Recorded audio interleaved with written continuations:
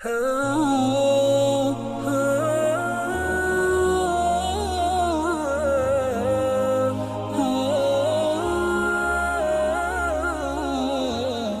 semua media saya ingatkan, janganlah membuat berita-berita yang provokatif, berita-berita yang ada aroma adu domba, berita-berita yang membuat gaduh. Pada malam ini saya umumkan untuk seluruh, yaitu anak bangsa, insya Allah besok hari Sabtu tanggal 12 Desember 2020 di pagi hari, saya bersama pengacara akan datang ke Polda Metro Jaya, insya Allah.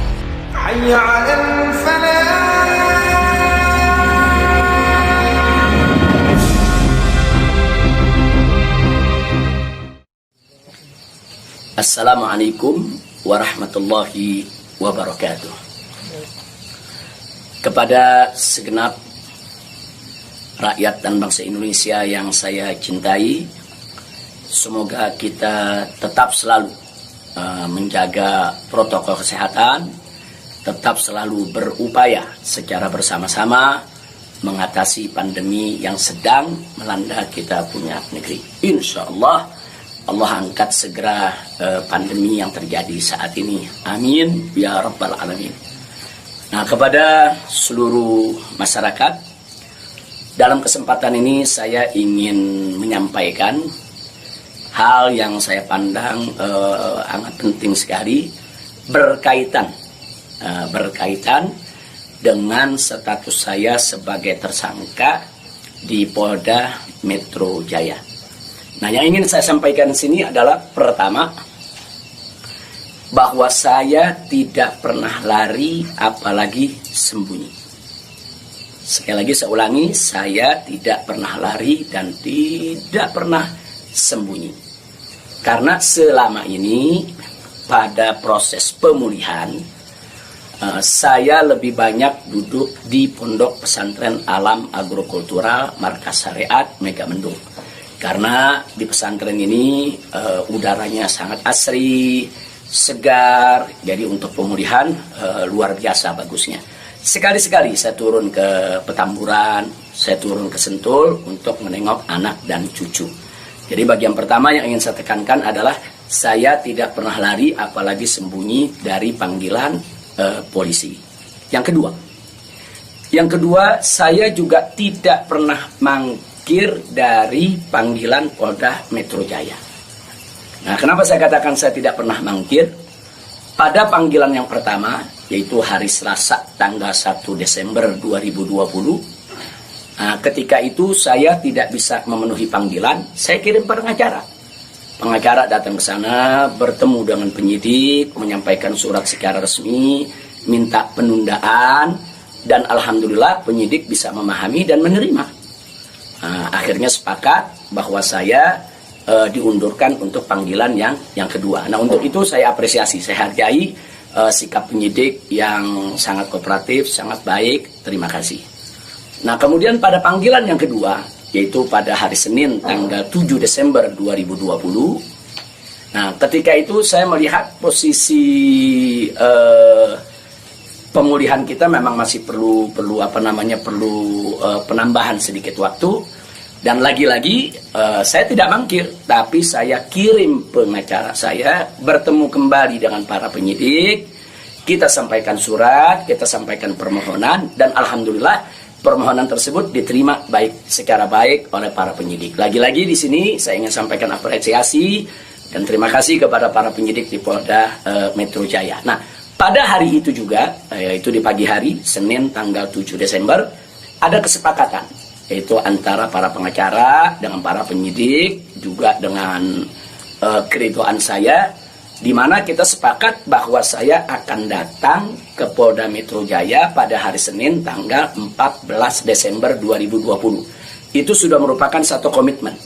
Nah, artinya komitmen kita akan datang, insya Allah sehat walafiat, tidak ada halangan lagi. Nah, ini yang perlu kita sampaikan, dan komitmen ini kita jaga betul. Karena saya akan selalu memegang komitmen dengan pihak manapun kalau kita sudah membuat satu kesepakatan, satu perjanjian.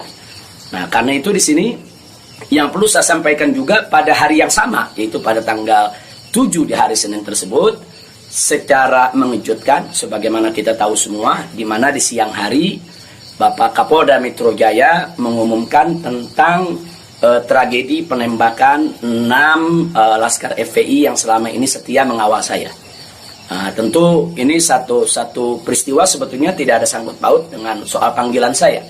Maka itu pada pagi hari itu saya tetap kirim pengacara, saya tetap mengurus urusan panggilan, karena memang kita tidak pernah sangka kalau penembakan itu berkaitan dengan Polda Metro. Karena saat itu kami masih mengira kalau itu adalah orang tak dikenal. Nah, ala kulihal, setelah itu yang mengejutkan kami pada hari Kamisnya, yaitu tanggal 10 Desember 2020, secara tiba-tiba Polda Metro Jaya mengumumkan saya sebagai tersangka. Ya, tentunya saya, para pengacara semua terkejut karena 2 panggilan sebelumnya itu saya masih berstatus sebagai saksi, dan itu pun belum sempat diperiksa. Rencana pemeriksaan tanggal 14 Desember, yaitu hari Senin yang akan datang ini. Nah, tapi karena memang pengumumannya begitu mengejutkan, pada hari Kamis tersebut saya sebagai tersangka, kemudian mendengar itu tidak benar kalau ada mengabarkan saya sembunyi, saya lari, tidak benar. Saya tetap berada di markas syariat Megamendung. Nah, begitu hari Kamis ada pengumuman semacam itu, Jumat pagi tanggal 11 Desember itu kita kirim lagi para pengacara untuk bertemu dengan penyidik, dan alhamdulillah terjadi pertemuan dengan penyidik. Nah, ditanyakan oleh para pengacara bagaimana komitmen yang hari Senin tanggal 14, apa itu batal atau bagaimana. Nah, kalau saya pribadi ingin tetap berpegang kepada komitmen. Nah, karena kita ini ustadz, dai, bergerak di bidang agama, tidak layak kalau kami itu membatalkan perjanjian atau suatu komitmen. Nah, kita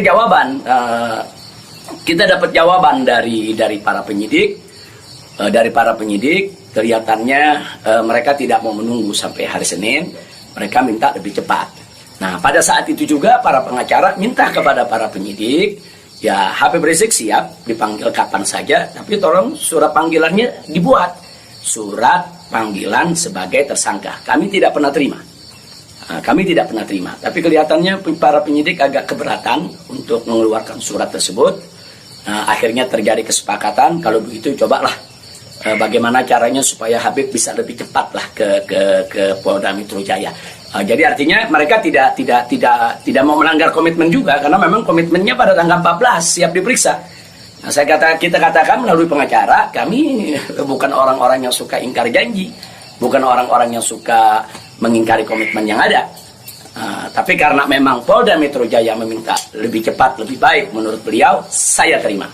Nah, karena itu pada malam ini saya umumkan untuk seluruh, yaitu anak bangsa, insya Allah besok hari Sabtu tanggal 12 Desember 2020 di pagi hari, saya bersama pengacara akan datang ke Polda Metro Jaya, insya Allah.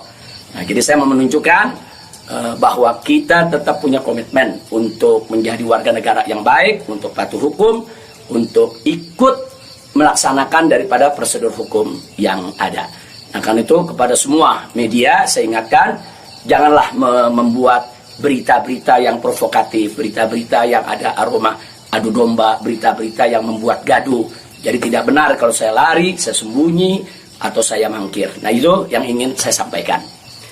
Nah, selanjutnya saya ingin menyampaikan kepada Polda Metro Jaya agar tidak terjadi kerumunan, agar tidak mengambil perhatian daripada masyarakat, agar juga tidak ada pihak ketiga yang memanfaatkan yaitu momentum soal penjemputan saya ini sehingga bisa menimbulkan kegaduhan. Maka itu saya minta kepada Polda Metro Jaya tidak perlu untuk mengerahkan kekuatan secara berlebihan. Bahkan menurut saya tidak perlu ada penjemputan, tidak perlu ada pengerahan pasukan. Itu hanya akan mengeluarkan biaya yang banyak, kemudian ditambah lagi juga menguras tenaga. dan yang paling berbahaya adalah mengundang perhatian masyarakat sehingga nanti terjadi kerumunan. Nah, begitu terjadi kerumunan, nanti ada pihak ketiga sebagai provokator membuat kegaduhan dan ini akhirnya bisa merugikan kita semua.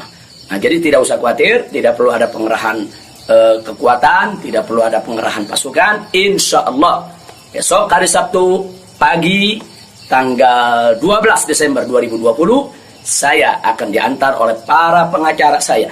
Nah, untuk memenuhi panggilan atau memenuhi yaitu panggilan atau rencana pemeriksaan yang akan dilakukan oleh Polda Metro Jaya sesuai dengan aturan yang berlaku. Nah, ya, yang berikutnya yang tidak saya lupakan kepada seluruh umat Islam. Kepada seluruh umat Islam, saya minta juga tidak membuat kerumunan.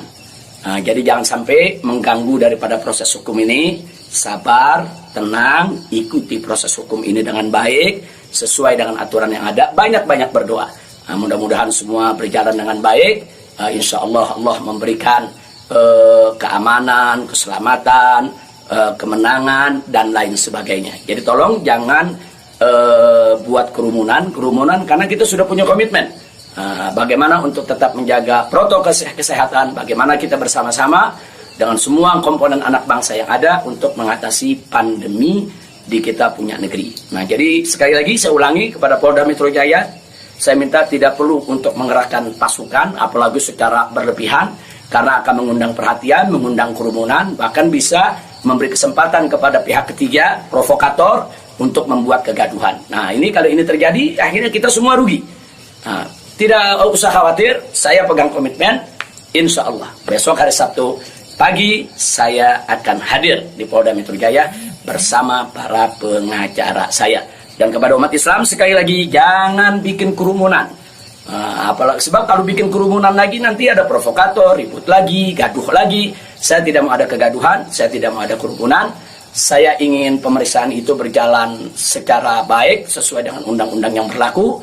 Dan kepada masyarakat cukup doakan dari rumah agar saya, begitu juga para pengacara semua diberikan kekuatan oleh Allah Subhanahu wa taala. Itu saja. Terima kasih.